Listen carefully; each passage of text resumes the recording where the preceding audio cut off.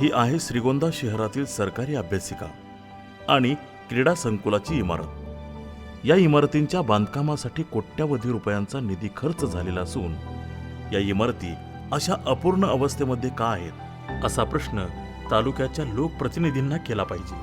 कारण या इमारतींवर जो खर्च झालेला आहे तो खर्च सामान्य जनतेने भरलेल्या टॅक्समधूनच झालेला आहे। ही अभ्यासिका बांधण्याचा उद्देश होता की गरीब घरातल्या कष्ट करणाऱ्या मुलामुलींना अभ्यासासाठी निशुल्क, स्वच्छ आणि प्रसन्न जागा मिळावी, पण तसं झालं नाही। तालुक्याचे लोकप्रतिनिधी या इमारतीकडे दुर्लक्ष करत आहेत। ज्या मुलामुलींची आर्थिक परिस्थिती चांगली आहे ती मुलं-मुली अभ्यास करण्यासाठी प्रायव्हेट अभ्यासिकेमध्ये जातात, परंतु ज्यांची आर्थिक परिस्थिती बिकट आहे त्यांनी कुठं जायचं?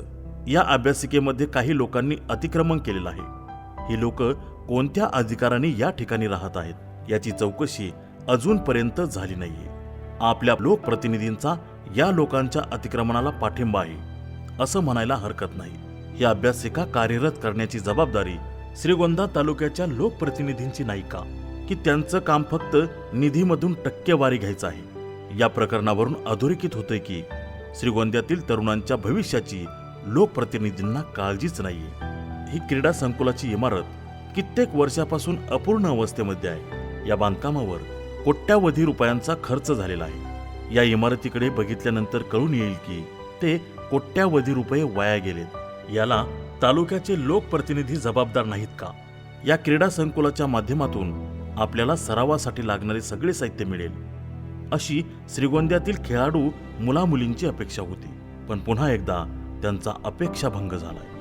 ज्या जागेसाठी खेळाडू मंडळी आसुसलेली होती ती जागा आज कचऱ्यामध्ये खितपत पडलेली आहे।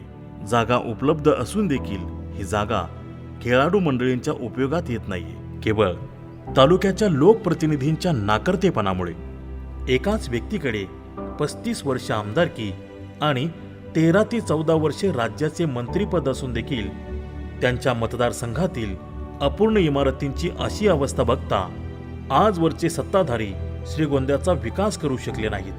म्हणून विचार करा, यंदा बंद करूयात भ्रष्टाचाराचा धंदा।